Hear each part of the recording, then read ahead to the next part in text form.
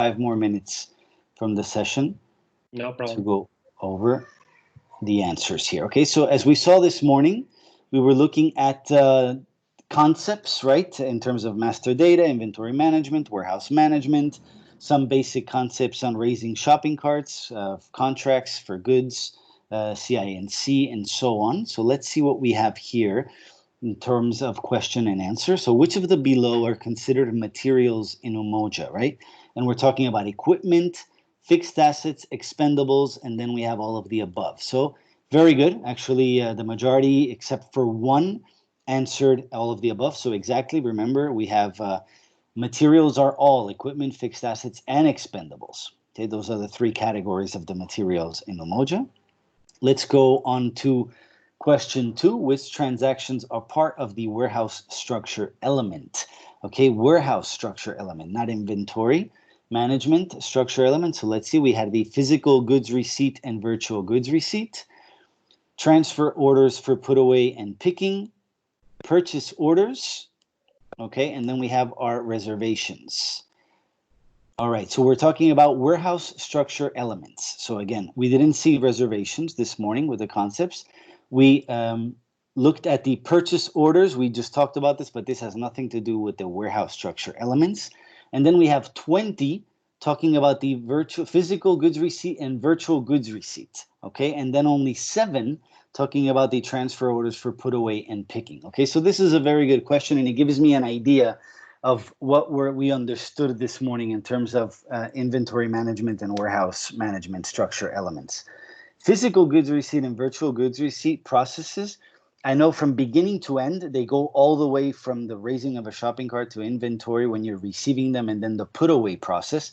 But warehouse only is the physical receipt of the goods, right? So only the transfer orders for put away and picking is when we're talking about warehouse, when we're actually physically grabbing the materials to either issue them out or receive them into warehouse. The physical goods receipt and virtual goods receipt are still considered inventory management structure elements, not warehouse management structure elements.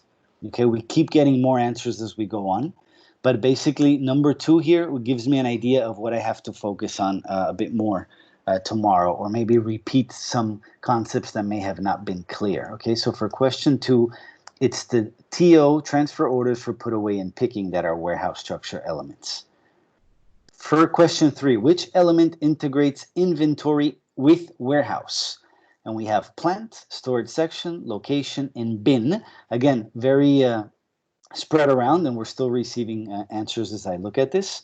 But the one that links warehouse and inventory is the storage location. Okay, remember, when we're looking to see what we have or what types of materials or how many materials we have of a particular good in a warehouse, we have to look at the storage location where they are stored in. Okay, the plant really gives us an overview of everything, right? But the integrating element between inventory and warehouse is always the storage location. Storage section is an element of the warehouse management structure. Storage bin is an element of the warehouse management structure, but what links the two is the storage location. Okay, we go now to number 4. All fixed assets are considered equipment, but not all equipment can be considered fixed assets. Okay, very good. So I see those that are quite clear to you. This is true, exactly, except for one erroneous answer here for false. And then we have number 5, which of the correct is below? Storage locations can be linked to only one warehouse. Several storage locations can be linked to the same warehouse.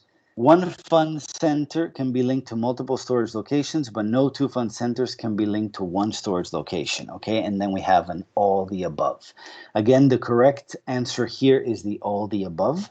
So the majority, again, have the right answer here, but I do take note of the wrong answers here to make sure to focus on these as I go through the shopping cart process tomorrow and throughout the week when we start talking about receiving the goods for inventory, that we all familiar with these concepts, because I see, especially in question 5, question 3, and also question 2, when we're starting to talk about warehouse inventory and then also storage locations or elements of each, we're not 100% there. Okay, the majority are answering correctly, but we're not all in the same page. Okay, so that's 35 responses out of a total of, I think we're at right now 44 attendees. So not bad. A lot of you couldn't access the forms. We'll try to look into that. But that's what I wanted to take a look at before we started our afternoon session. I get an idea of what we learned today, what we need to reinforce in the coming days.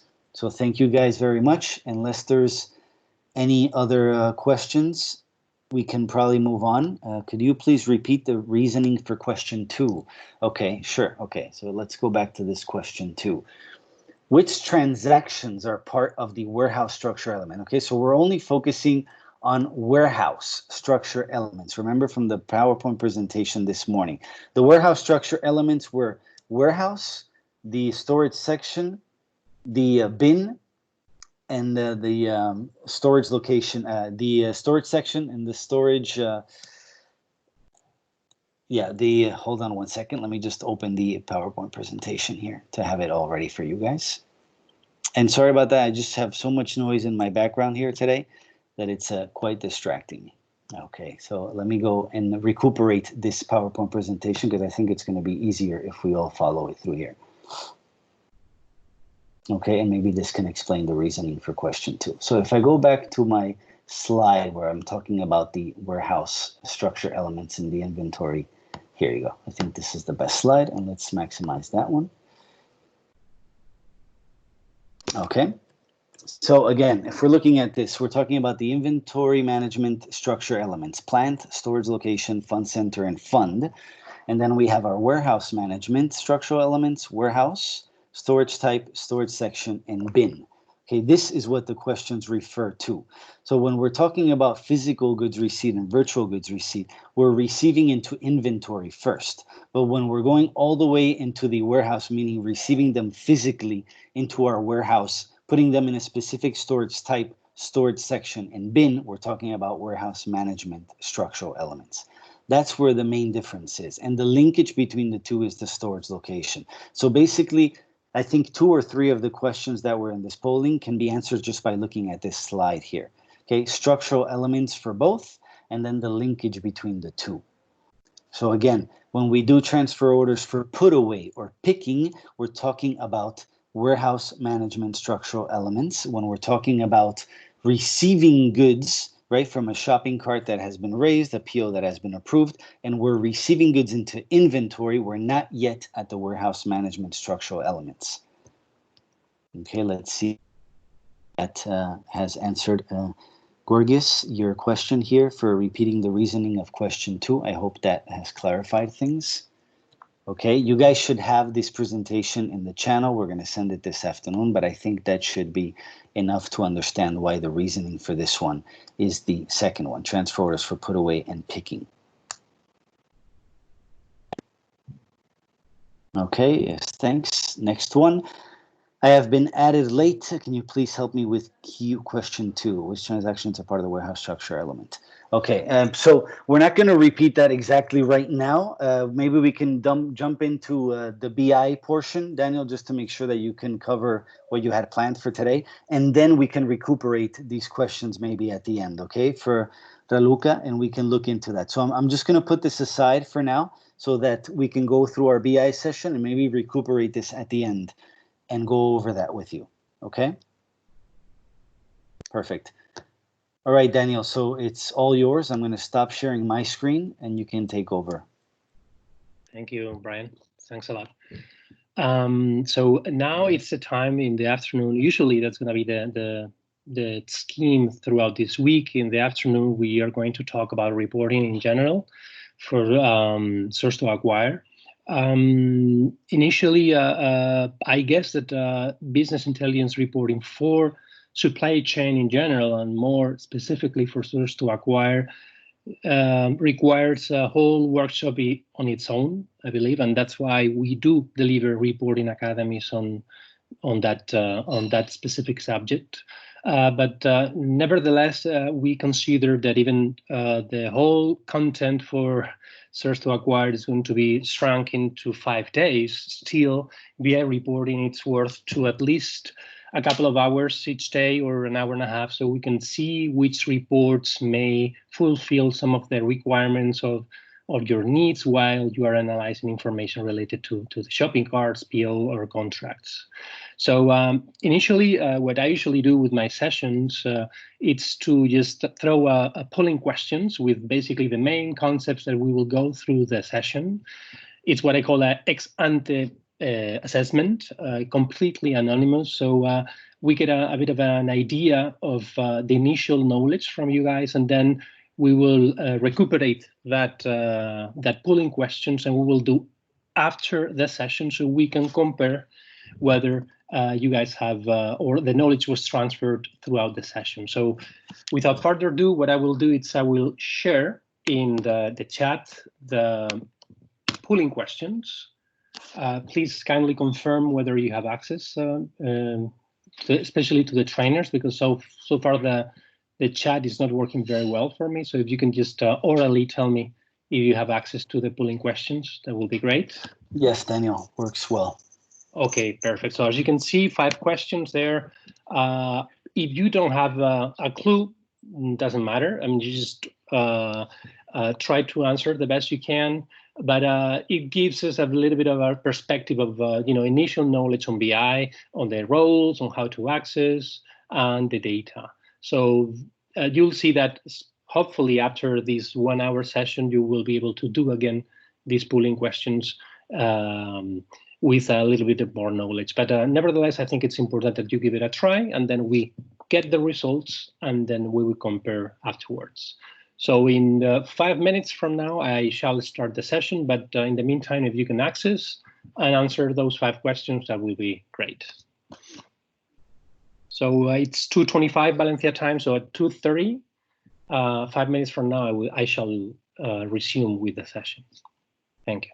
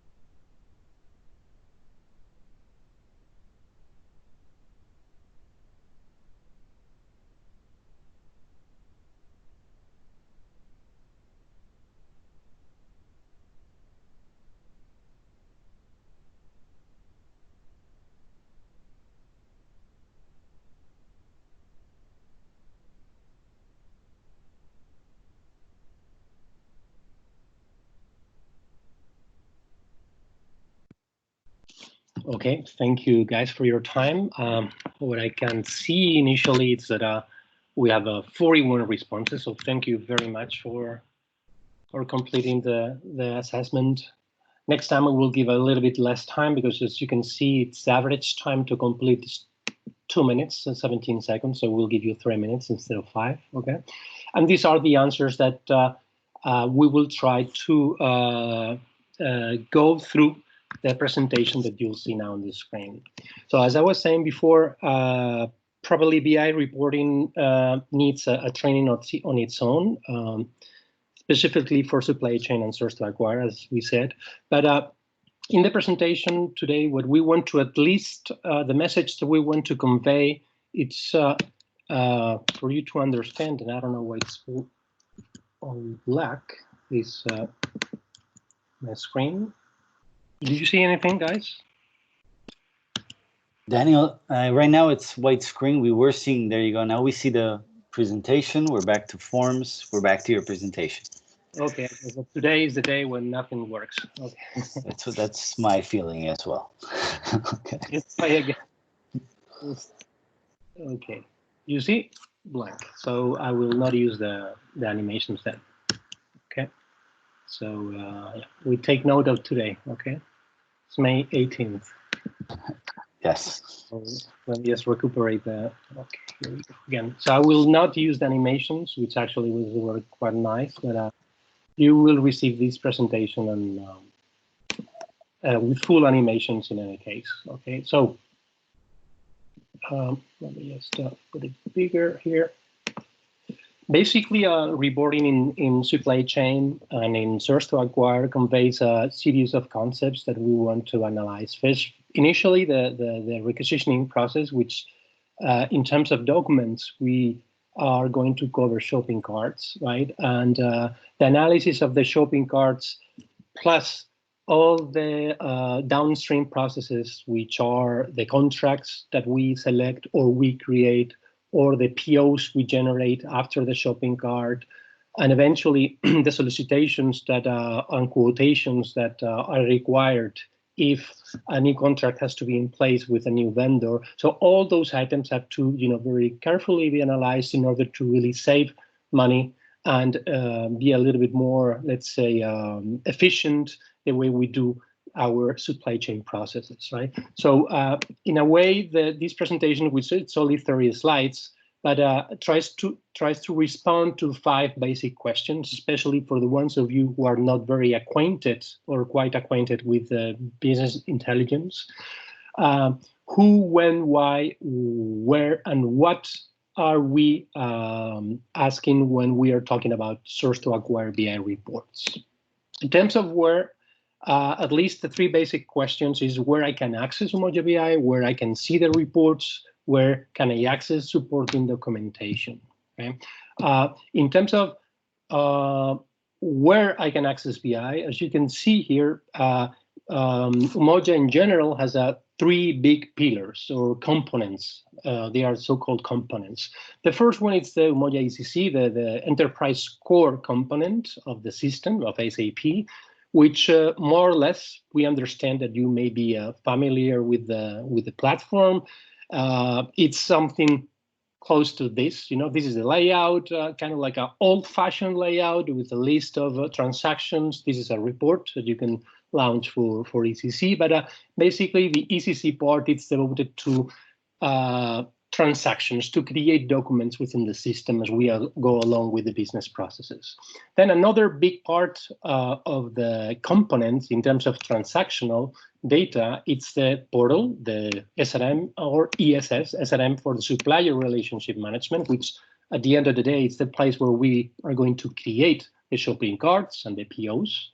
But still, it's a component that it's going to store, in a way, the employee self-service. That's the place where you create a leave request or you manage your personal information as a staff member. So BI, it's not in the middle of the 2, but the good thing about BI is just talks to the other 2 components. So it's going to retrieve information from ECC, and at the same time, it's going to retrieve information from the portal. So the good thing about BI, it's going to, let's say, accept data from both components and it's going to put together the data and for you make it available so you can analyze the data, create reports, or consume the information-based or pre-formatted reports. Another huge difference between BI and the other two transactional components is that ECC and the portal are devoted for transactions. So basically what you're going to do is you're going to create documents in the system. You're going to post, you're going to consume budget as you create, approve, certify shopping carts, as you approve the POs eventually, and there will be some postings in finance. And there will be a series of documents as we initially when we create a shopping cart up until, let's say, we pay the vendor through Treasury. But Umoja BI, on the contrary, it's not creating a document per se. So you cannot just break or amend any document that you see. Basically, it's a platform devoted only for reporting. Okay. So in the next slide, what you can see, it's what we can what we can see when we are talking about ECC reporting. ECC reporting is just a series of records, as you can see.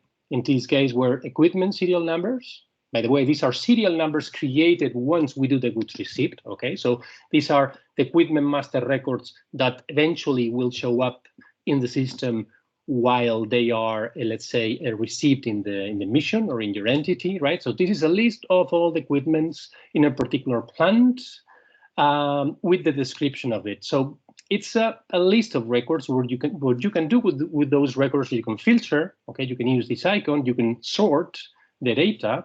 You can export to Excel. You can summarize and just break down the whole report into different types of, let's say, groups. For example, if these statuses are similar to a large number of records, you can break it down into different statuses as well. But besides this, there's nothing else that you can do in terms of analyzing the data. So it's a bit limited in a way. I'm not saying that it's poor. I'm saying that it's a bit limited. That's why you use BI along with these reports in order to understand what is your reality in your entity, right? The same will... Sorry, Daniel. Yes, Ryan. Sorry for jumping in quickly. I know that when you tried to go presentation mode, it wasn't working. But can you zoom in a bit on the slide? Of course. Because we're having some people in the chat saying they can't see that well. All right, just keep that in mind, okay? Thank you. Thank you. Thanks, Ryan, for that. So here we go. Let me just put it here. So this is a type of report. Hopefully it's better now. Yes, much better. Much better. Okay, thank you, Ryan. So then when we go to the portal, to the SRM transactional reporting, probably many of you are familiar with this screen where you go to reports in the portal, and then there are a list of business warehouses, BW independent reports, where you can see and analyze the data from the shopping cart perspective, PO perspective, contracts, and RFX as well. Okay. But at the end of the day, it's the same story. You have the layout is a bit different. As you can see, it's a little bit more modern, if we can say so. But at the end of the day, we're talking about a list of records broken down by different columns. In this case, the shopping cart numbers with the name, status of the shopping cart, and information on the date of creation and how many line items we do see in each of the shopping carts. So this is a transactional report in ASRM. Then if we talk about Umoja BI, okay, or BI reporting, basically we are going to focus on the analysis workspaces for BI. That's the type of reports that we think that you all should be granted with the BI 23. We'll get that in a minute, but this is the type of report that we are discussing when we talk about BI. So basically, you're going to change this analysis based on different attributes. You will be able to create pie charts and identify trends or gaps, or even you will be able to troubleshoot and understand whether the data shopping cart, the PO, was not approved on time, or you will be able to analyze how many shopping carts are linked to fixed assets, for example, how many storage locations you've got in your own entity, and how many fund centers are linked to each of those storage locations. So It's a much more powerful tool. It's not a better tool. It's just a tool that you will use complementing your knowledge on the transactional systems. It's only that, okay? So then if we're going to just focus on the access, okay, on where to access these reports, and we will do a demo afterwards. So, but this is just a little bit of information with screenshots, so at least you have a bit of an idea of how it looks like from the beginning. So initially, BI, it's composed of a series of folders. Each folder will more or less be linked to a business process in your own entity. It goes from finance to grants management, logistics execution, project systems, and then there is a folder called source to acquire. There, in that folder, when you click there, you'll see a list of reports. Some of them you see in type are web intelligence reports, some other are analysis workspaces. Okay? With the access that we suggest you to have, you will be able to see all these reports. So you will be able to work with web intelligence reports, and you will be able to work with analysis workspaces. Those reports are, as you can see in the title, are covering, let's see here, where it's the requisitions analysis area, which is the shopping carts, POs, reports related to contracts, and even acquisition lead time and details reports on basis of work. But I want to drag your attention to this description, to this certified, okay? Just to give you a little bit of a context of BI, BI was initially launched as the whole Umoja ERP, or SAP ERP, was launched back in 2012, let's say. But eventually, the reporting side of the system, of the tool, was only, let's say, really taken seriously in a way the last 2 years. In a way that first, I guess, the BUN focused its attention in terms of the training and efforts on how to do the transactions, right? Especially in comparison with the legacy systems. And now, more and more, what we want to do, and especially now with a shortage of funds and with problems and shortfall in terms of finance, we do want to take a close look at how efficient and how we do manage our resources, right? So more attention are put in the reports, and especially on BI. That's why you see this certified. When you see a certified description, that means that these reports, in this case, we're talking about 1, 2, 3, 4, 5, 6, and 7. These 7 reports have been, let's see, double-checked in the last 6 months in terms of data accuracy, and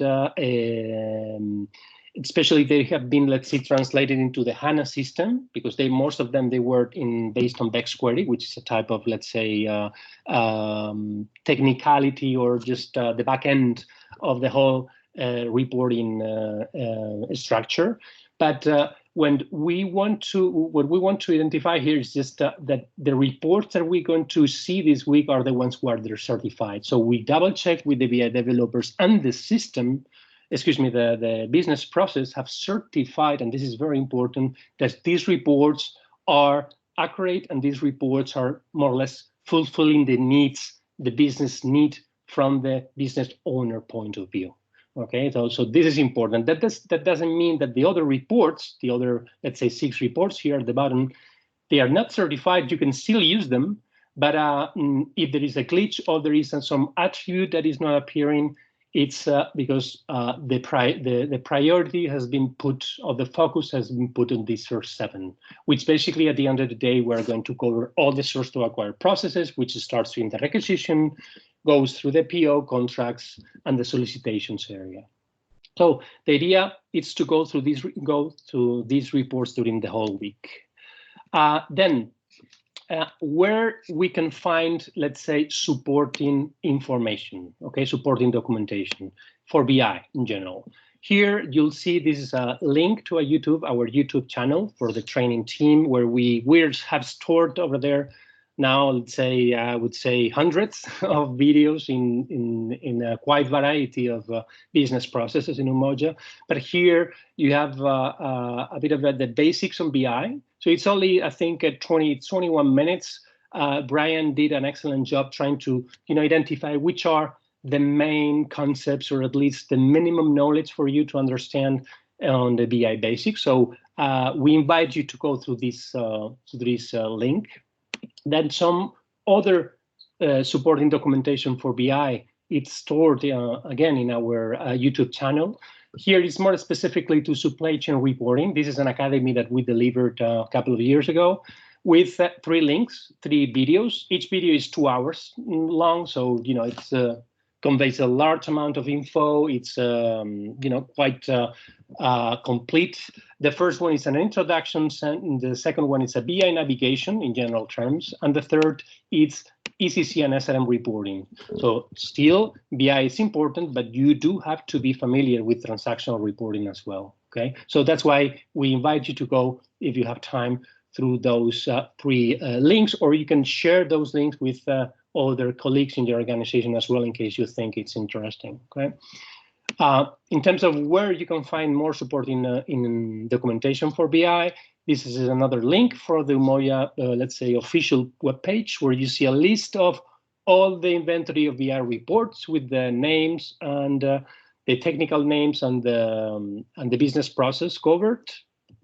I would say it's nothing special, but at least it's a repository of all the reports and information for each of those reports. Then we're going to jump into the who part, okay? Who can access the report, who can launch the reports, who can modify these reports. And this is quite important because the role that we do just suggest for you to have, if you really want to analyze the information for source to acquire, is the BI 23 role. This is the role as an analytical user, okay? So it's an analytical user for source to acquire. This role will give you access to all these reports. Let me see. Let me see if I can find them now. Here, we'll give you access to all these reports, the ones you can see now in the screen. Okay, so that's why it's important that you request it as soon as possible if you don't have it already. If you need information on how to request, we are sharing with you a couple of links in ISIC, how to, let's say, request if you need a role in BI. But I think it's for most important, I think it's this SLO workbook, which it's an Excel file that you can see, where you can see all the roles in Umoja, okay? Not only there for BI, and let me open the hyperlink. I think it's quite interesting, this one. So because once you log in, you can download the Excel file, and this is the Excel file that the security liaison officers in your entity will have access, and gives you a little bit of the requirements to have all the reports. And let me just zoom in a little bit. Okay. So here you have the role ID, the pillar for all roles in Umoja. Okay, if you just want to identify the ones for BI. Okay, see BI. All right, so these should be the ones. So it's BI 01, 03. So you'll see a role name and the pillar involved. Okay, in case that you just want to, you're wondering how many roles you have and how many other type of folders you can have access. Okay, these are the fields that I put, only the BI ones. And this one, BI 23, it's the one that we want you to have, okay? Requires functional approver, of course, requires the functional approver in New York as well. But as we told you, it's very important that you have full access to all the reports that we were gonna go through this week. Okay, so it's BI 23, the role that you should have with you. And in terms of who, it's like the type of user. Basically, we're talking about 2 basically type of users in BI.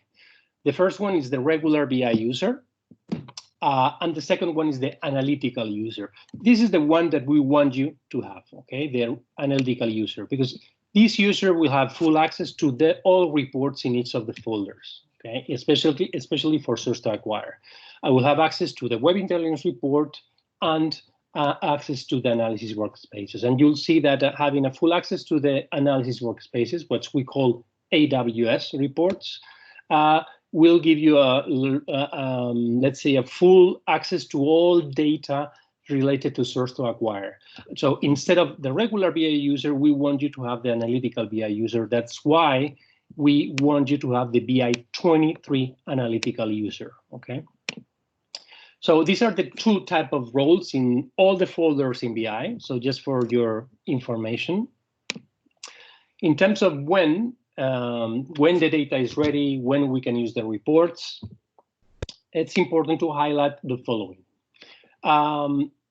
Data in BI, in Umoja BI, is not live.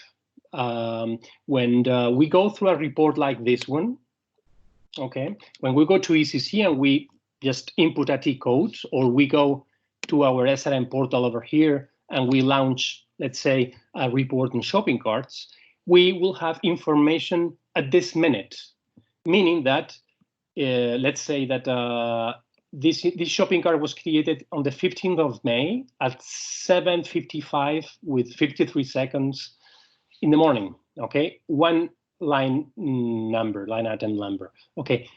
1 minute before, we couldn't see this shopping cart created in this report, but 2 minutes later, in this report, we could see the shopping cart number once the document was created, okay? So transactional reporting, either in ECC or in SRM, will give you live information, live data in terms of documents created in the system. On the contrary, in BI, it's not the same. In BI, there is a delay of 24 hours, let's say. So for the system, what it's going to do, the system is going to refresh the data, as you can see from ECC and from SRM. It's going to be dumped into BI, Umoja BI. That takes 24 hours, more or less, to take place.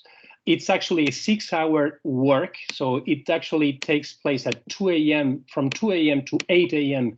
Valencia, Brindisi time, Central European time, every morning in that 6-hour time range. And the information that is going to be available the following, let's say, morning, it's data from the previous day. Okay, so it's important to understand that this ETL process, the extraction, transformational loading process that takes place in BI, will give you information on data from the previous day. And that makes sense in a way, because you can live without the latest document numbers if you want to analyze the data from a particular series of years. You can live without, the latest documents created in your own unit, because at the end of the day, what you're going to do is basically you're going to analyze the data from, let's say, 3, 4, 5 years. So it doesn't matter whether in that data you can include 2 or 3 shopping carts created today, right? So as I said, there is a scope or an objective when you do your transactional reporting, and there is another scope of data and another objective and target when you are doing the BI analytics. So it's important to understand that live data is not live in BI. So once a document is created and posted in ECC or SRM, it will be available in Umoja reporting, in Umoja BI reporting, with a certain delay as a result of the above ETL scheduling. So as long as you understand that, let's say, remark, we are okay. Because initially, when we started with all these trainings and the BI exercises, some of the people were expecting to have the latest document in the report per se, and they were wondering why they couldn't find those document numbers. And it's because the ETL scheduling takes place every day, and it takes 6 hours to take place. So we went through the first, let's say, 3 main questions. It's who can access the reports, when those reports, when that data from BI is going to be available, and then where we can find the reports and support documentation. So I've been talking, I think, too much for the latest 25 minutes. So I'm going to get back to Brian in case that there is any comment or any questions in the chat. Over to you, Brian. Hi, Daniel. Thank you. Thank you for going through this very clear, at least from my point. There haven't been concerns in terms of not understanding what you're talking about, but there have been concerns, as you may have expected already, with the roles, right? Whether I need BI 55, BI 56, I requested BI 54, do I need BI 23? So there is some confusion towards the roles that we requested for this training versus the roles that they actually have and which ones are necessary. Okay, and I'm gonna go like the journalists with the president of the country. Okay, one question at a time. The next one is the T code that you used for that screenshot on ECC. I'm not sure if it's the IH08 T code. Yeah. That's the one. Okay, so I put that on the chat, so that one's taken care of. So then just focus on the one with the roles. And then there is another question, but I think from Shokida, and excuse me if I'm not saying the name correctly or pronouncing it correctly. She also wants to know if we're going to be talking about how to create reports in BI, right? For example, if I want to report on cost center. So I'll leave you with the answer to those. Okay, first the roles, and then if we're going to be working on during the training in terms of creating reports. Thanks, Daniel. Thank you, Brian. Yes, indeed. I'm going to start with the second one. Yes, we will create reports. And basically what we're going to do is we're going to launch analysis workspaces, and then we will customize those reports based on our needs or the scenario that we're going to present. So in a way, the data universe is there for you to be used. And depending on how familiar you are with the dynamics of BI, you will be able to create one report and another. Okay, so yes, we will create a report, but not from the scratch, not the type of report that you'll see. Okay, I'm going to link 2-3 DEX queries and the data universes, and then I'm going to come up with a particular report that only myself has in the organization. This is not the place in terms of workshop. We can do that, but in another workshop. The things like as long as you are familiar with analysis workspaces, you are good to go. Trust me, if you're able to understand the 7 reports we discussed, and you are able to create visuals, as you can see now, and understand how the dynamics on the drag and drop of the different attributes are done in the system, you're really good to go for the next, I'd say, medium term in the system. So don't worry, we will create reports based on scenarios. And in terms of roles, I'm sorry that there was a bit of a confusion in a way. BI 54 is a type of role, and I can see you, I can show to you which one that is. Okay, so let me just select the BI 54, this one.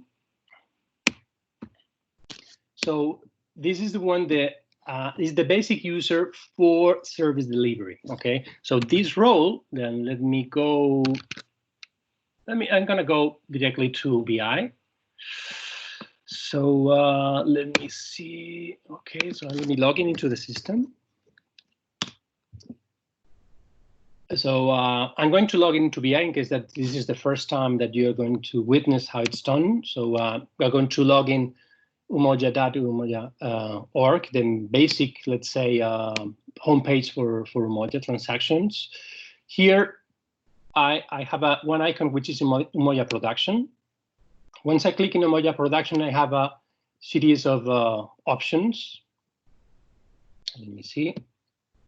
Because Citrix has to start. Citrix is, let's say, a software that will give access from my computer to the servers that actually they are stored in Valencia, in the data center in Valencia. So all the data is over there stored. So Citrix is going to open that access from our, let's say, own personal computer here, or your entity, to the servers in Valencia. And probably you will have to confirm that identity with an answer to this, let's see, security question. Okay, I think I know that one. And now's not a good time to forget, right? Exactly. So here I can access to ECC or the portal in production, TM, implementing partners, but in this case is BI. So this is the access to BI. And this is live data. This is what you see here. It's basically what we see at this minute. And let me just try to put it a bit bigger if I can do that. See here. Okay, hope it's better. I don't want to put it so big because otherwise you lose a little bit of perspective. But at the end of the day, we are talking here to go to the source to acquire folder where you can see the reports. This is BI23. Because I have the BI23 role, I can have access to all these reports. I can see these reports. If I did not have BI23 or any access to the source to acquire information, I wouldn't even see this folder, source to acquire. So please check first when you log into BI whether you have access to the source to acquire folder. Okay, so that's the first thing, whether you see the source to acquire folder. And then if you do see it, then you will have to see 14 items, 14 reports, or 13 reports on one folder, subfolder over here. And then that will mean that you have the BI23. The BI54 role will give you access to the property management folder. Okay, that's another story in a way. It's related to the overview session that Brian delivered this morning, yes, because we are here, you can see reports related to inventory management. You can identify warehouse data, goods received. You can identify assets. You can identify the physical verification process. You can do good analysis on the write-off and disposal, your inventory. But from the source to acquire perspective, the BI54 role will not give you information on the source to acquire process. BI54 will give you information on equipment, on inventory, on write-off, on the physical accountability, on the of the physical verification, whether there has been any type of fixed asset not found at the physical verification process. So this is only for property management purposes. So this one is a good role, BI54. Honestly, I would have the BI55 instead of BI54 in order to analyze your property management data. But for this, for this particular training this week, you do not need to have access to these reports. Although we will see how they look the very last day on day 5, just in case. But we want you to understand that the source to acquire folder is the one that is going to have all the source to acquire reports in BI. That's why you need the BI23. Okay, so BI23, no BI54. If the facts said the contrary, I don't know if there was a bit of a misinformation or something, was missing, but in any case, if you do want to analyze source to acquire data, you have to have access to this folder, okay? And trust me, don't worry, you don't have the access right now, because you'll have the videos, you'll have the information, you'll have the exercises with you, and then whenever you've got the role, you will be able to perform with all these data, with all the information that you will be given during this week. So do not worry if you don't have it right now. If you are in the process of being granted with a role, great. If you are not even in that process and you will ask or request this week, do not worry neither, because at least you have the information in order to start working with these reports, okay? So hopefully I will, it was a long answer, but at least I was able to, log into production in case that you guys didn't know how to do it. So let me go back to the presentation and let's see. Okay, so this is the screenshot of the different reports that we were discussing, and I don't want to take at least want to have 1 or 2 minutes for break. So let me see where I left it. All right, so okay, let me leave it in what? Okay, so at least we at least have let's see, another 30 minutes to go. So let me have a break of 5 minutes break, so we can just relax for 3-4 minutes, and then we will get back with the reports and the analysis, the information more specific to source to acquire and what we can expect during this week, and which process are under the scope of this training for business intelligence. So If it is okay, it's 3:04 in Valencia, 3:10. Okay, let's resume in 6 minutes from now, and then we will get over with the rest of the information and with the polling questions and a small demo for you to understand what we are going to do throughout this week. So we'll see each other in 5 minutes.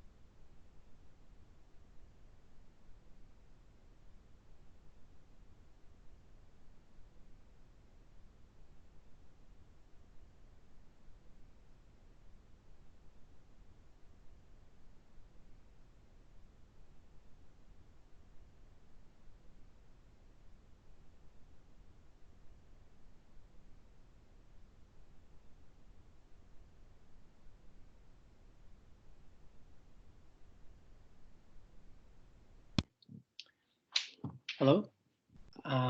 Welcome back to the session on BI. If I don't know if you noticed, but on the fly I created these forms, this survey, as you can see on the chat right now. Please, Brian, please kindly could you confirm that you have access to the question that I just created? Sure thing. I do. BI knowledge, familiarity, right? All right. Yes. Basically, I want to know if you can just kindly respond as I go through the session. It takes only 20 seconds of your time, but will give us a bit of an idea of how things are doing, because there is a wide, I would say that I'm not mistaken if I say that there is a wide variety of profiles in this training. And a wide variety of knowledge in terms of source to acquire. And I believe that probably there is an unbalanced knowledge in terms of BI reporting as well. So if we have access to that information in terms of how familiar you're with the tool, that will help us throughout the week in the type of scenarios, or whether we do have to reinforce some of the navigational concepts in BI rather than going directly into the, let's say, core parts of the reporting, right? Because if you guys are not familiar with the tool in general, it wouldn't really make sense to go and do deep analysis on shopping carts or POs if you don't even know how to access, right? So that's a good piece of information for us. So please kindly go through that. And let me resume with the presentation, okay? Now we left it on what, but before doing that, Brian, is there any question before I resume, or I can go? Well, the questions are basically, again, going back to this is what I see in BI. Does that mean I have the correct role or not? So we could be talking about the roles for a while. The last question has to do with, if I open my source to acquire folder and subfolder and see nothing, what does that mean? Right? So basically, it means that you don't have the proper role to access these files. And then also the requesting of the role. No, what should be the steps? Who should I contact? How do I request a new role? And so on. I know you explained that at least briefly, and you also mentioned the fact that that we're going to be going over these reports, that you can request it in the meantime and then access these reports later on. You're going to have all the PowerPoints and recordings done, so you'll have no issue with that. We're not going to ask you to run reports in our assessment either. I know it's better if you do have access to it, but Daniel, I'll leave it to you to maybe want to go over those. Those are the only questions we've had since. Yeah, thank you. And it's completely legitimate, right? Because then you realize all of a sudden that you don't have access, and it's important to have it. So do not worry if you don't have it so far, but how to request.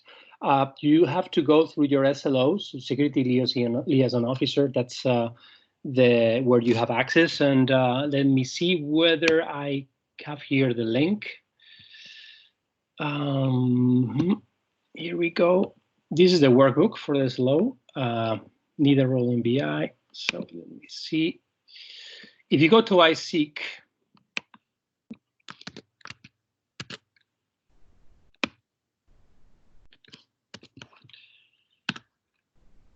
if you go to iSeek, let me see if I can get it right.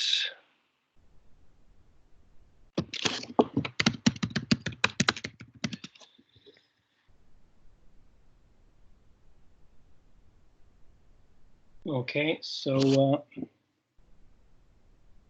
here, at least for UNOV, UNDC, and ICRI, user access provisioning, you will have to take a look at iSeek and see how to request a role, okay? But I guess that it's the same. We're very familiar on the process in the peacekeeping operations and special political missions, because there is a service in place for the, how it's called, service desk in the mission. It's level 1 there in the mission, where they will gather all the requests. There is a form that you download in iSeek where you request the role, and usually there is some sort of a signature process from the mission. Then if that role requires a functional approver, then he or she will have to sign. And if on top of that, as it is the case for BI 23, the New York has to approve or endorse that request, there is some sort of a workflow in place. So, but always starts at the entity level or at the mission level. So please get in contact with your service, with the help desk, and these people will be able to guide you through, or even the SLO, the security liaison officer in your own entity. I'm sure that you probably know who these people are, and they will be able to help you along the way, okay? But the process itself is the user access provisioning process, how to, let's say, approve any request of roles, not only for BI, but for any other transactions in the system, okay? So I'm gonna get back to the presentation on that. Let me see where I left it. Around, I think it was on what? Here we go. Here we go. What reports basically are going to be in the scope of this training? As you can see in the screen over here, the 7 certified reports for sure, okay? And basically we're talking about shopping carts, we're talking about contracts, and we're talking about POs, purchase orders. In terms of shopping carts, which is the analysis that we're going to do? We're going to do an analysis of the shopping carts by business area, by the Incoterm used, by the status of the shopping carts, by the dates that where these shopping carts were created, who created, who approved, whether that shopping cart it's linked to a project or to an internal order, what we call the WBSC, the workflow breakdown structure element, it's called, but it's a project, right? We can break down by budget period, if that is the case, or even by storage location, right? It's important to understand that in the shopping cart process, tomorrow you'll see that you can identify which is the storage location, even in the shopping cart. And that's important down the road, especially if we're going to link it to our inventory management process in the mission or in the entity in case that you've got it, okay? And you can do analysis by approver's name. This is just like an example, okay, for the shopping cart perspective. And then in terms of contracts, there are information about the conditions of the contracts, where those, the locations or where these contracts it's going to take place, by line item, the price by line, the delivery conditions, the currency, the release quantity, the version and track of changes of the versions. There is a nice report on the version of the contracts. You probably know their contracts may suffer different, let's say, changes throughout the life cycle of a particular contract. There is a particular report that we will identify all the changes and all the versions in the same contract as well, in case that you are interested in that. And then in terms of PO, this PO is probably it's the one that I like the most because you can really link it with the contract and the shopping cart, right? And so you can do, let's say, an analysis backtracking all the different activities done since the shopping cart level. So there you can identify and break it down by whether that PO is linked to a consultant, whether that PO is linked to a low value acquisition, okay, whether that PO is linked to a fixed asset or a piece of equipment. But then you can even have information on the supplier, on the real estate attributes, RFX number, RFX response, the Incoterm, and plenty of other attributes as well. So the idea is to go through these, let's say, 3 main pillars of the source to acquire part, going through the 7 reports that I identified previously. Then, for you to understand the 7 reports under the scope, okay, in terms of shopping carts, we have the requisitions analysis area. This is the one, okay. In terms of contracts, we have the contract target value and contract analysis area. And then there is another one in the historical reporting. Here, if you double click over there, and I will try to do it now. Let me see in documents. I'm here in production, okay? This is live data. If I go to historical reporting, here I have 2 analysis workspaces. One PO version analysis area, and another one is a contract version analysis area, which is certified.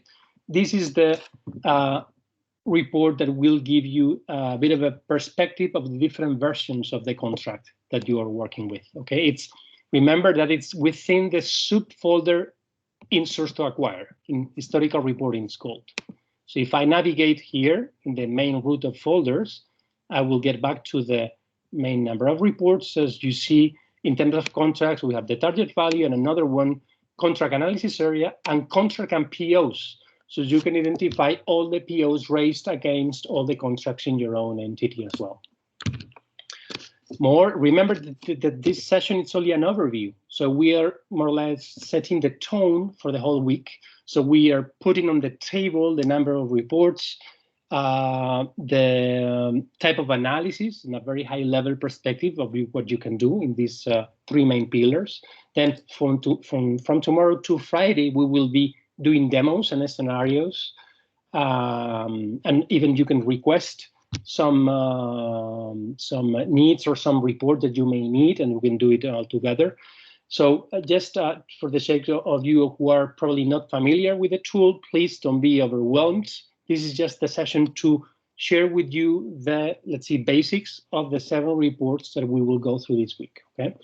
Then, besides the shopping carts and the contracts, there are a couple of reports for POs, and one for solicitation here, the solicitation analysis area.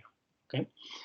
Then, so that's a bit of the perspective from reports. Then I did ask in the polling questions something related to here, the UMBI project. Okay, I just wanted to mention this part because I think it's quite interesting. As I told you before, BI was only, let's say, taking care, and this is my own personal opinion, okay, the last 2 years. Okay, before that, it was just work in progress. We were focusing most of our trainings and focusing more of the efforts in general, the UN, in the transactions per se. Now we're shifting a little bit more to the analysis of data with a tool like Power BI, Microsoft, with the new enhancement of Umoja BI in HANA, with the new certificate reports that are now certified and the new reports coming from different business processes, but only now, right?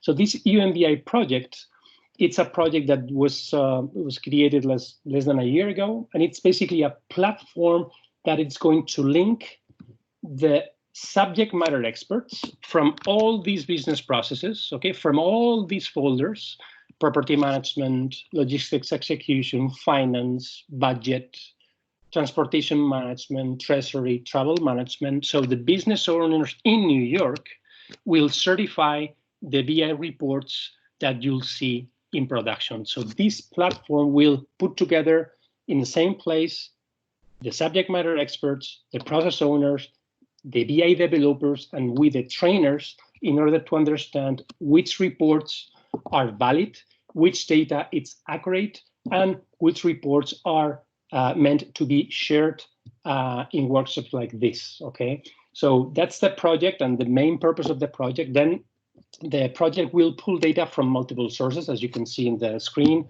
not only from Umoja, but from Inspira, right? Replacing the legacy applications like HR Insight and some others, okay? And not only for supply chain, but the UMBI project will focus on finance, on HR, on travel, okay? And we'll be able to create dashboards, not only in Power BI, but in Umoja per se. So you have let's see, a picture of the entity from a variety of perspectives, right? So in a one single, let's say, report, you can have information on the shopping carts, on the POs, on the NTE in the contracts, on the budget consumption, on the numbers of open items in finance, for example. So it's a project that will enhance a little bit the whole BI world for Umoja and all the reports stored in the system right now. So this is the so-called UMBI project. This is the link where you can have access to the information. Don't be surprised if you are not granted with access, because only, let's say, developers and some people in New York and we as trainers have access to this SharePoint. But don't worry, if you don't have access, at least understand that there is a project involved. And especially for you, when you start working with BI and the reports, you may encounter a problem, an issue, or you may understand that this report may need some sort of extra data that you don't find initially. UMBA project will have a structure in place where you can request changes to the reports already existing in BI. And this is very important. And let me just tell you why.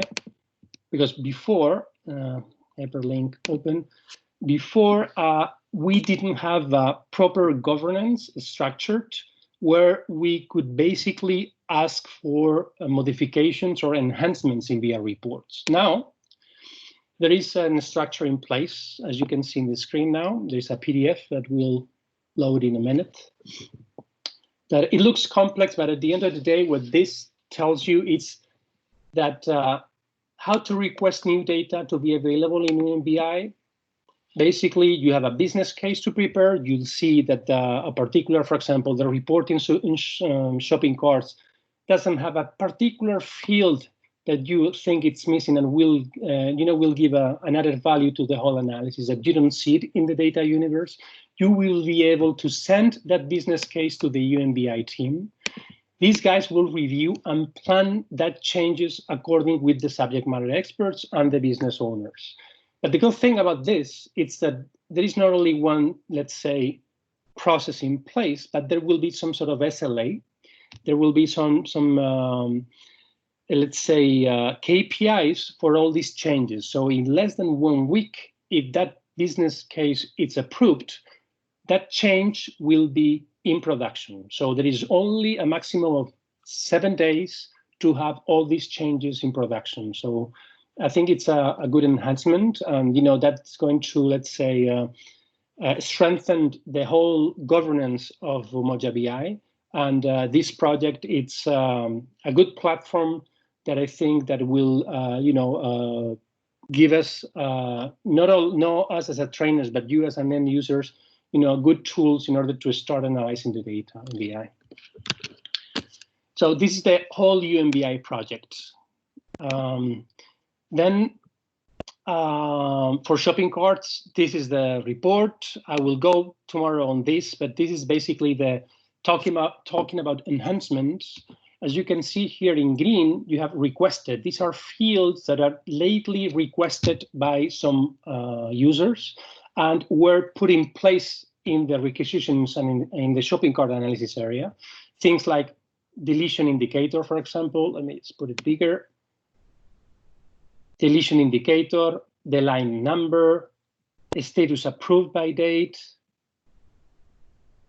budget period, which was actually not there 3-4 months ago. Okay, so these are the type of things that will be improved in each of the reports if the whole structure in terms of workflow is in place for UMBI. So these are just a bit of the attributes that you can find in the shopping carts analysis area that we will go through this tomorrow. Okay. Then this is just a list of items that you can use for your analysis in shopping carts. Then in terms of contracts, just a screenshot of the reports only devoted for contracts. And the one in the subfolder, okay, in historical reporting for the versions.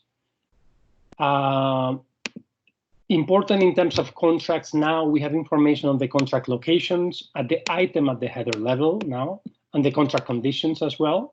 And the whole information in terms of contracts have been enhanced and strengthened, especially in the back end, because initially, some years ago, we basically, even that we launched the report, we didn't have any information really in order for us to really analyze how the contract was going.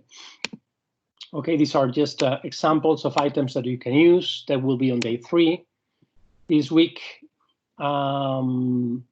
All right, then for POs, a couple of reports, PO analysis area and PO receipts monitoring as well. Information related to real estate for POs, RFX number, we'll see that on day 4. Okay, so this is just for you, like reference documentation for when you start using the report, so you don't. At least you have something to start with in terms of let's call it like a job aid or some reference information here. Then for solicitations analysis area, you can explore information related to the RFX process, the number, publication type, purchasing group, which is the product associated with the shopping cart. And lastly, we do have, and you probably didn't see it in my introduction, the quotations analysis area. Okay, let me go back to production here. You don't see here in the folder source to acquire, at least I do not have access to the quotation analysis area. It's not here. Why? Because you need an extra role for that. It's BI 77, and it makes sense. Why? Because in this report, you will have sensitive information related to the responses from the bidders, right? For the different bidders in the UN. So this is really sensitive information that cannot be accessed by everyone because of the sensitiveness of this information. Only the RFX analytical user, someone in procurement and in charge of the bidding process, will have access to that information. Okay, and that's only the BA 77 role, the one accessing these responses on the quotations on the different bids. All right. We will not show this one during this training, but just in case that you are actually working in this process, please bear in mind that there is a role involved, BA 77, with an analysis area that can be used by you. Okay. So in a nutshell, that was the whole, let's say, structure of the session for the, let's say, only this is a landing into the BI, okay, into the tool for day one.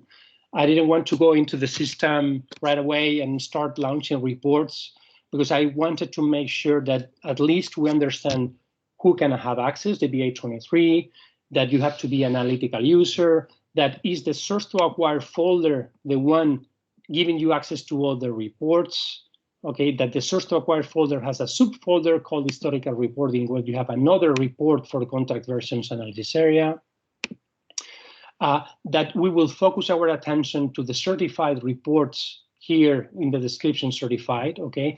These reports have been certified within the framework of the UMBI project, the one that I was talking before, right? This UMBI project will put together in the same platform the business owners, the subject matter experts, the BI developers, and we as the trainers, and we'll have in place a structure to change and amend the reports based on business cases coming from you guys, from the end users. So that was in a nutshell the basics of, let's say, of the concept that I wanted to convey, at least in this 2-hour session. Before I share with you the pooling questions, the same 5 questions that you will respond, and likely you'll do better than the first time, although the first time was not bad at all. I would just want to get back to Brian in case that we have any comments or questions. Over to you, Brian. Hi, Daniel. Actually, we do have a question, not that related to the reports for shopping carts and POs per se, but when you were talking about UNBI, what you're looking at right now, there was a question on, does UNBI also cover I need? Not sure if you're aware of that or not, but still, that was one of the questions in the chat, so I'm bringing it up. I know you were bringing it up mainly. Sorry, Daniel, go on. Yeah, not to the best of my knowledge. UNBI, it's only a platform for the new developments and the certification of reports in BI and Power BI as well, eventually. All right, thank you very much. And then we have a question here, last minute question. I'm reading it right now live. I haven't read this one before. What is the difference between the contract report under the historical data folder versus the one under the source to acquire folder? Okay, so this is becoming a bit particular. I believe we're going back to the BI reports, the one under the historical folder and the one that is under the source to acquire folder, right? Exactly, yes. Mm-hmm. If there's any difference. The main difference, it's just, honestly, I don't know why they put this report in this subfolder. because it looks like it's hidden, right? But it's a certified report. But basically, this report, we'll see that on Wednesday. Will give you the different versions of the same contract based on the different amendments and changes, right? Whether we are including a new line item, whether there is a new location and condition in the contract, all that track, or let's say log of changes, will be tracked down in this report. That's the main difference between this one, the one in the subfolder, and the other three. The other three will give information on basically not the changes in the contracts, but the header and the line item level of the contracts, as well as the POs linked, exhausting that contract, right? Because every time that we are calling off POs against a particular contract, we are exhausting the not to exceed, let's say, threshold. And a way to understand whether we are reaching that threshold, it's by going through these reports on the main folder. But that will be on day 3. So but I didn't want to go into specificities on particular reports, because that will be on every day that we are touching upon a particular process. We'll have a session on BI. I think it's better rather than having a whole day doing that. And in terms of roles, please, guys, I think it's always, not only in this training, but in any of the BI trainings, and it's something that we have raised to the owners and even to the new UMBI project. Even if you go, and let me go back to the presentation, even if you go to the link that I shared with you on the how to request a role, bear with me a minute, let me just open it up. So it's around here. You see, need a role in BI. If I open this hyperlink, I will be prompted this PDF, which looks nice, gives you information on how to obtain the report, the role, how many roles are, the breakdown of the power user, analytical user, and basic BI user, the type of reports, who can have access, okay, the coding of the different folders, it's okay. But just I want you to see that this was updated almost 5 years ago, and this needs refreshing because most of the data that you can see, and it's already stored and it's officially, it's not updated. So with this, I just want you to understand that the whole BI user provisioning process, it's really, in terms of documentation, not updated at all, and needs a bit of refreshed. So there is not a lot of knowledge, not even from the SLO perspective sometimes, from the mission of your entity, on how to proceed. That's why it's important that you take a look at the Excel that I showed to you before. This Excel with all the BI roles that I will share with you. But remember that this Excel is updated every single week. That's from last week, okay? But has the basics on all the roles in the system. And you can share this one with whoever is interested in the mission as well. You will not be the only one struggling with the request of the BI roles, so don't worry. It will take maybe a bit of time, but eventually you will get it. That's why it's important that you go through the videos, you gather all the information that we will share with you, and then when time comes and you have granted the role, then you can use this, or you can just get back to us and we will guide you through the process again if you need it. Over to you, Brian. Thank you, Daniel. So beyond that, there's nothing else in terms of questions. I think that this session has been very helpful, and a couple of attendees have shown their I guess, their happiness towards what they were seeing. Now, I know we can't dive in. This is not a reporting workshop, so we can't dive in as much as some of you would like us to, but we will have a small session at the end of every day this week where we're going to show you a report, show you the basics of how to run it properly, and things like that. But you have to keep in mind that this is not a dedicated reporting workshop for Source to Acquire, okay? You'll have to spend your own time reviewing that. We can maybe guide you to where we have our tutorials for other reporting workshops we've had, if that helps. I know this takes me back to the comment at the beginning in the chat about sharing recordings or tutorials about LPEs. So there's a lot of information that we can share with you. Now, it's very easy to become overwhelmed very quickly with the amount of recordings, PowerPoints, and data that we can share. So we just ask you to go slowly, day by day. I'm sure that a lot of the things that you're wondering about today, we are going to cover in the coming days. We're going to go through the basic mistakes raising a shopping cart. We're going to go through the reports, running the reports. I think what you need to worry about the most right now is, okay, first of all, do you have the role to see these BI reports? And second, do you understand the concepts that we were discussing this morning of inventory management, warehouse management, materials, the master data catalog, and so on? That is, I think, the goal for today. I also understand where we're going to be sharing the files and the recordings. I think that would be more than enough just for today's first day. I know there's a lot of info there. Besides that, Daniel, there's nothing else showing up in the chat. I see that you have shared a link. Is this the survey? No, it's the second try for the polling questions. So hopefully we'll have a better result after the session. So if you guys can kindly go through the polling questions, the same 5, so we can compare results in the first and second try. That's the whole purpose of it. So we give you 3 minutes for that before we do a final wrap up or Q&A, and then we do the survey thing. Yeah, sure thing. Sure thing. We can. This one should be quick, and then maybe we can even go through some Q&A about some things this morning. Maybe I can even review, because we are aware that some of you that are joining the afternoon session cannot join the morning session because it's 2 in the morning, 3 in the morning back home. So we understand that, and we don't mind repeating some of the major concepts. So I think maybe once we do this second survey with Daniel, we can run through the first survey that we did today and go over some of the questions and maybe some of these slides in the PowerPoint that I'm sharing that will help you understand the correct answer to them. And then I think with that, we can meet the end of the day.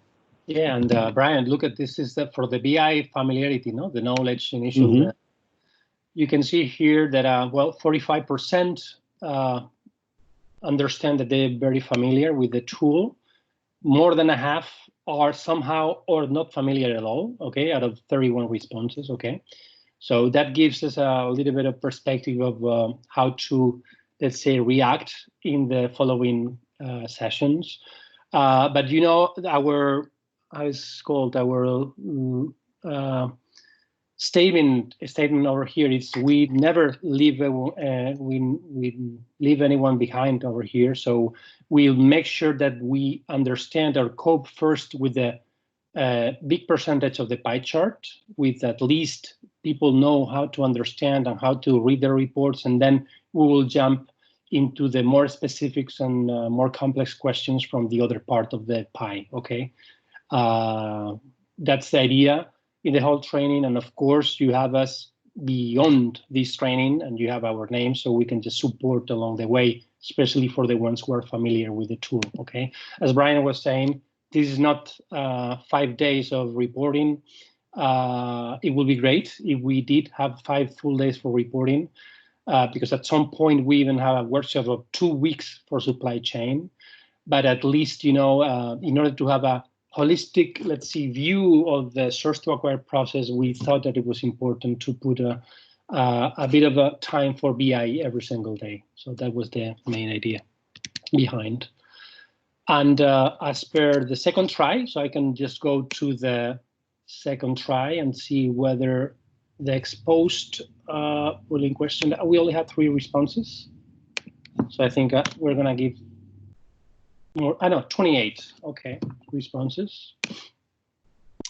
So let's see here, we have a bigger pie charts, at least with the semicolor.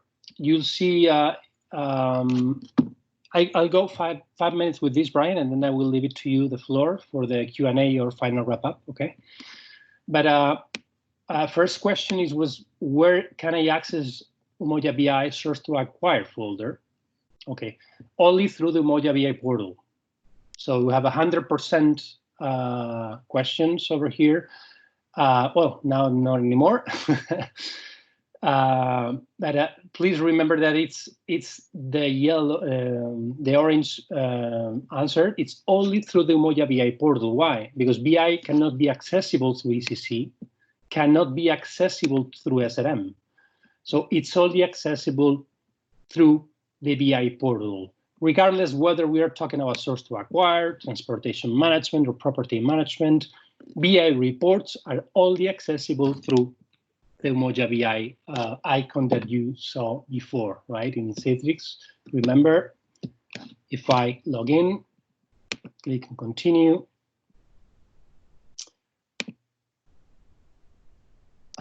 you see here in the Umoja admin tools, there is a place here for Umoja BI portal. Only the reports will be accessible through the Umoja BI portal. The ECC part, it's separated from the BI part. The Umoja portal SRM, it's separated from the BI portal. You see, three main components of the ERP. Okay, so let me go back to the, let's see if it's over here. I think I lost it over here, but I think it's a good, these are good results. 97% of the responses, were right. Second question, who can access all Umoja BI source to acquire reports? All of them. All of them, that means that will be the BI 23, right? Because if we are talking about BI 55, which is property management, this person will have no access to the source to acquire reports, only to the property management reports. BI 45, it's a user that I just made up, and none of the above, it's not valid. So it will be the third option. Again, good work, guys. At least, the message was duly transferred. BI 23, it's the one that you need. In terms of whether the data is live or not, there was a statement here on question number 3, Umoja BI data for source to acquire is live. All transactional data is automatically transported into BI in real time. That's false, right? We saw in the presentation that there is some sort of delay. If I can find it here, there is a delay of, let's say, 24 hours. So there is a work that takes place from 2 to 8 a.m. every single day, where all the data from ECC and SRM is dumped into BI. So the data that you see in the reports is not live. It has 24-hour delay. Good there. Now, regarding the source to acquire, what type of reports can I find in the Umoja source to acquire folder? Of course, all of the above: requisitions and shopping carts, POs, contracts, and solicitations. So thank you for that. Good work. And what's the UNBI project? It's the platform where we can find all the certified reports. So most of you answered well. This is not so important in a way, to answer well this UNBI project, but the intention here behind was to at least for you understand that there is a project in place that will enhance the whole process and the governance of the BI reporting, right? That's at least, if you know this already, that's more that you need in order to start using the reports. Then if on top of that, you already have access to UNBI and you know specifically how it works, that's great. But at least this is a project that it's important for us, because we think that it's something that was really needed for the last, let's say, 5 years, and now it's in place, and now will help all of us in order to make sure that the data stored in BI in the system, it's accurate enough for us to make management decisions, right, at the end of the day. So good job, because you could see there is responses, right? And then we can compare with the first try, the ex-ante. Here the pie charts were not so, let's see, consistent, right, in a way. So here we have improved in most of the responses. So at least we can say that you guys have learned at least 5 things during this 2-hour session. Okay, hopefully it was more than that, but we're happy to see the results. So thank you very much. We will share the survey for the afternoon session after this session, and over to you, Brian. All right, thanks, Daniel. Just to tell you that it seems the attendees are happy with the pre-assessment and post-assessment and going through the questions. It's very helpful for them to focus on what we're going to cover, pay attention on what they think they're lacking on, and then they learn day by day. So if I'm not mistaken, we have one of these ready for every day throughout the training. We have some polling questions ready that will not only reflect what we're going to cover during the day, which is important, but also it'll give you an idea of the types of questions you'll find in the assessment. So it's also preparing you for the assessment at the same time. Okay, we have a question from Deborah here about what is the answer to the last question. I think that refers to you. Sorry, Daniel, I know you just finished sharing your screen. Oh, don't worry. But the last question, if you could just go over that quickly. There was the first one, ex ante. I will go to the other For the one. last question, yeah. And I also have my form ready for the morning session. I just want to make sure for those that joined in this afternoon. Okay. Yes. Okay. So I went. I'm afraid that I went too fast on this. The question is, what is the UNVI project? Mm-hmm. The UNVI project is a platform where all the reports and data is brought together into one place, and all the reports are certified. Okay, then it has nothing to do with all users shared experiences, and that's another story.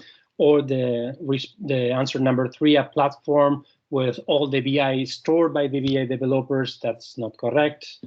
And the last one, there is not such a thing as UNVI. Not that. So it's the first one. It's the platform where all the data in BI is brought together in one place, and all the reports are certified. And it's a place where the subject matter experts, the business owners, the BI developers, and the trainers are together in order to understand that whatever is in production in terms of BI reporting meets the minimum requirements from every single counterpart along the way. SME, subject matter experts, business owner, BI, developers, and with the trainers.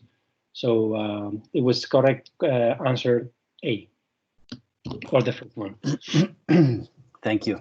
Thanks, Daniel. I think that's exactly what we wanted to see. And I see Faiza also shared a screenshot of your presentation on that slide exactly where I think the answer to this is. So yes, all the presentations that we're sharing with you have the answers to these polling questions as well, and they're key to having the correct answers for the final assessment as well. I remember we had some initial questions about the morning session for those of you like Luca who wasn't able to join in. So Daniel, if you don't mind, I'll take control of the screen. Sure, thank you. Okay, hold on one second. And I'm back there. I think you can now all see my screen. And we have our, again, we were looking at 38 responses from this morning's polling question. Now this one started, we went first through the presentation because it was quite long and I was afraid we weren't going to be able to cover everything. And then we looked at the polling questions, and then at the beginning of the afternoon session, we went through the answers. And I realized immediately based on the answers what concepts have become clear and what hasn't. So one of the first questions, which of the below were considered materials in Umoja? And again, the majority, if not all, out of the 38 answered correctly, right? Equipment, fixed assets, and expendables are all considered materials in Umoja. These are concepts that we're going to be seeing throughout the training. Now, this is the complicated training in a sense that we can't focus too much on inventory because not all of you use the inventory. We can't focus too much on fixed assets. because it's not a training on GDP. We're not going to dive into the warehouse. We're not going to really dive into inventory management that much, but we are to receive the goods. So there's very little time to go into the different concepts, but we want them to be clear. Now, what shocked me the most was this second question, but this tells me that I have to be careful when I'm explaining these things. Now, again, although we're not going to spend much time in the warehouse part of things during this training, we're not going to be transferring goods internally from warehouse to warehouse or storage location to storage location and so on. It's important that we understand what transactions are part of warehouse, what transactions are part of inventory, and which ones are completely out of the two, right? So for that, the slide that we were sharing before, which is this one here, and let me just minimize this screen. We have this slide, it's actually slide 11 in the presentation that I shared this morning. We broke it down into purchasing, inventory management, and warehouse management, right? The transactions that occur in each, let's say, business process or structure. So if we're talking about POs, we're talking about the purchasing side of things, right? SRM comes after the shopping cart. We have a PO. It does not fall under inventory management or warehouse management. So in the question number 2, this purchase order, that cannot be the correct answer because it belongs to the SRM and the purchasing side of things. Reservations is something we're not even covering in this training because it's a lot more related to the Galileo decommissioning project, to Pyro, and to logistics execution and so on. But reservations would come at the end. Here would be another section that is also linked to inventory management, and it's used to reserve goods that are going to be either issued or transferred and so on. We don't want to spend much time on that because it's not the focus of the training. So reservations were also out of the question. The main battle here should have been between the transfer orders for put away and picking and the physical goods receipt and virtual goods receipt. Now, I know we went through these slides this morning quickly. It was only an hour and a half, and this deserves an entire training. But if you see here, virtual and physical goods receipt, and we're talking about the inbound delivery document, the updating of the document, the receiving of the goods through physical goods receipt, the quality managing, the stock transfer order, if we're talking about virtual goods receipt, all that would fall under inventory management. And it falls under that because at this point, the goods are not physically anywhere, let's say, okay? They're not yet in the warehouse. We may be talking about they're still being transported by the freight forwarder. They arrive at the handover location if we're talking about virtual goods receipt.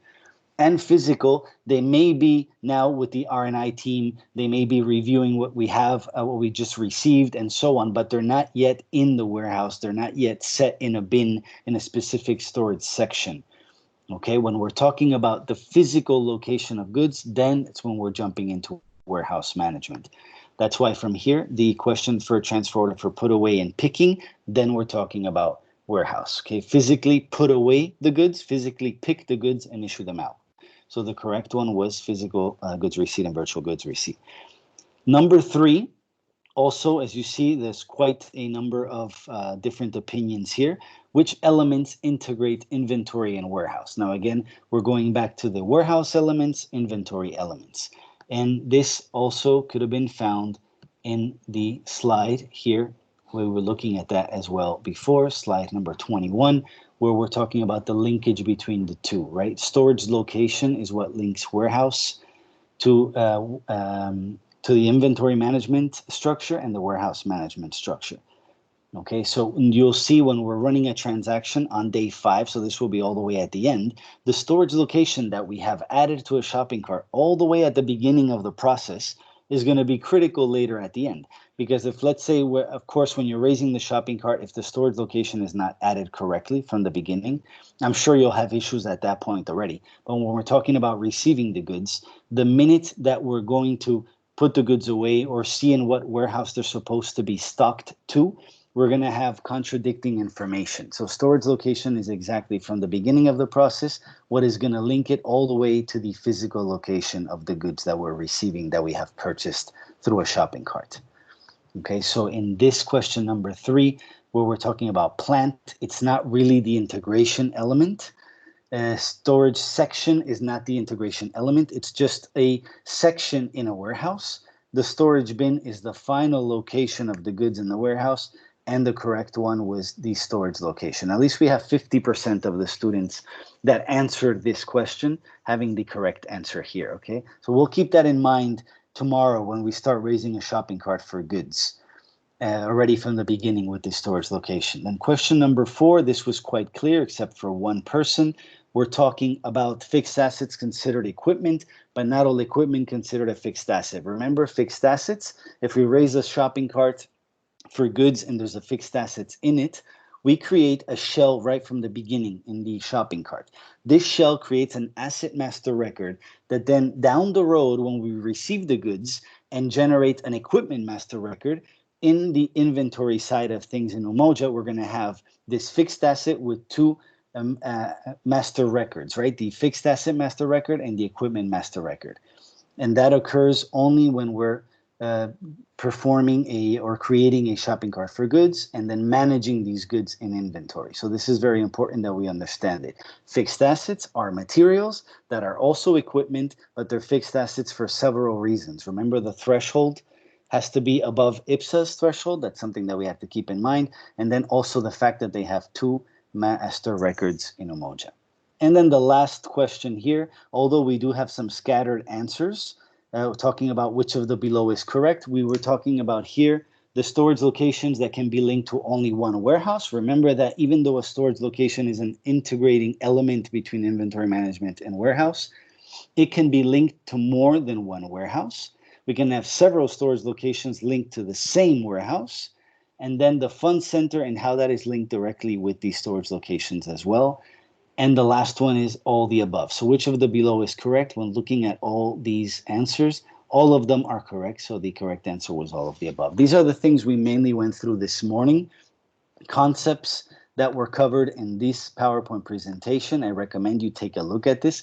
There's a lot to understand. If those of you who work with inventory management and warehouse management are more familiar with this, those of you who don't, this is brand new and it's quite difficult to understand in an hour and a half. Okay, so we just want you to have the basic concept understood here. Okay, and that's where I'm going to leave it from my side. Hopefully that is been helpful for those of you who have joined now in the afternoon and were not there in the morning. I'm going to stop sharing my screen and take a look at the chat to see if there's anything new here. I see, Daniel, you have been sharing some presentations. I'll share these also in an email later on. And then there's also the survey for the afternoon session. So I recommend you guys also provide us some feedback. Anything you guys tell us. I know it's only a rating from 1 to 10, but it will definitely help us understand if we're doing okay, if we need to speed up, slow down, if you guys are following, you're happy with the delivery, and so on. Again, sorry for the morning issues with the surveys and the polling questions. I think now in the afternoon it worked better. And tomorrow we'll start jumping into SRM and performing demos in the system, raising shopping carts for goods, and also viewing some differences now with the TM impacts and how that affects SRM. Any questions from your side before we close this session?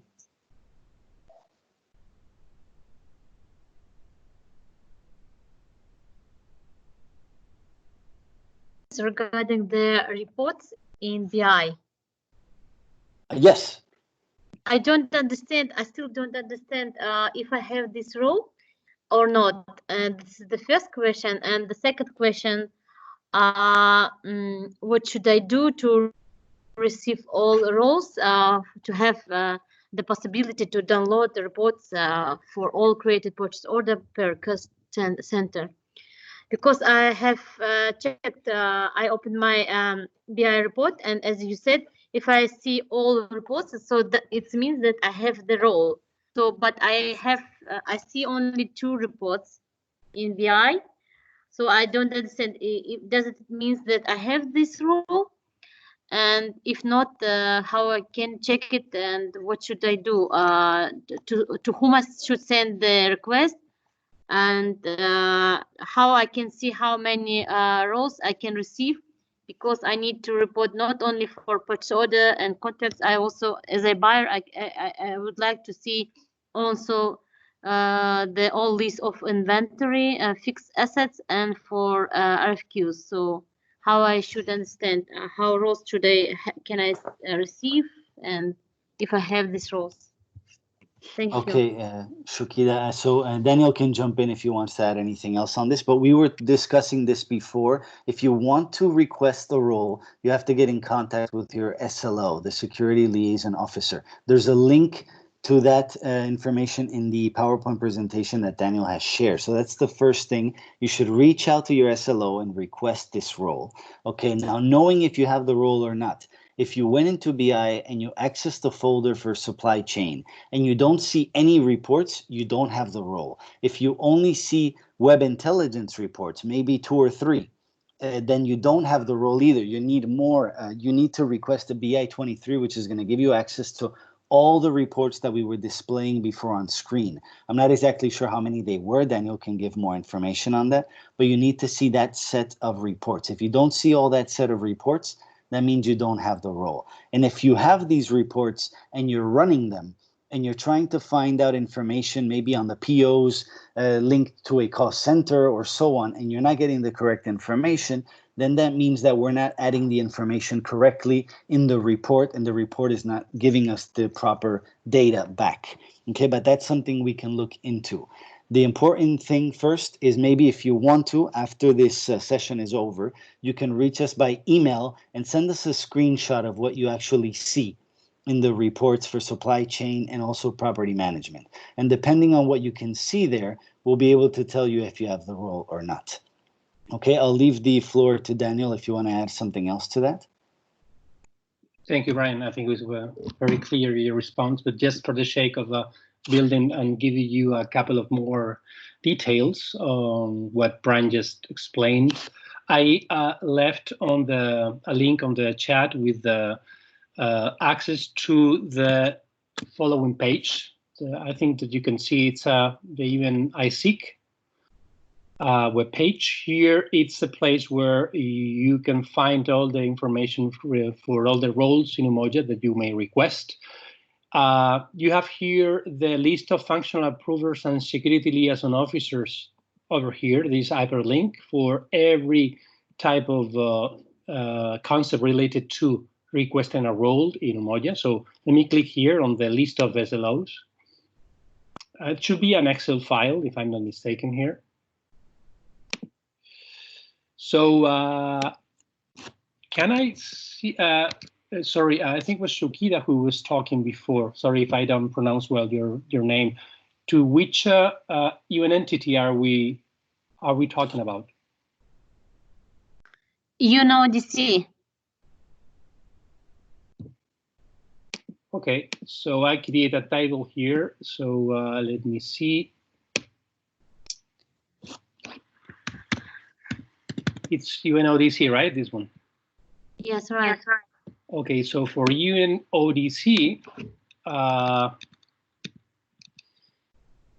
we have a large amount of SLOs over here. So this is the SLO list and functional approvers list up until mid-February of 2020. So these are the names and last names and even emails of the people in your UN entity who will have some sort of a responsibility in terms of approving roles or starting the workflow for requesting the role per se, okay? So I can give it to you, and probably you know them better than myself. So at least what I did is I went to this web page, need a role. I left the link on the chat. I click here on review functional approvers and SLOs list. This is the Excel that popped up. I filtered by UNODC, but for the rest of you guys who from another UN entities, you can filter by your own entity, and there you have there a good perspective of the SLOs and functional approvers in your mission. On the other hand, you can always contact your service desk. I'm sure that there is a service desk, a tier 1 support in your entity. These are the guys who will start the whole process in any case. Okay, so that's the answer, or at least a bit of a more elaborated answer for the SLO part.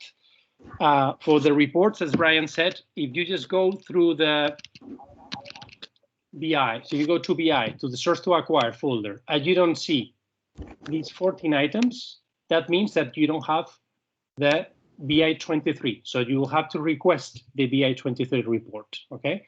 Excuse me, role. Yes. Then on the other part, on property management, if you do work with inventory, equipment, and fixed assets, I recommend you to have the BI 55 role.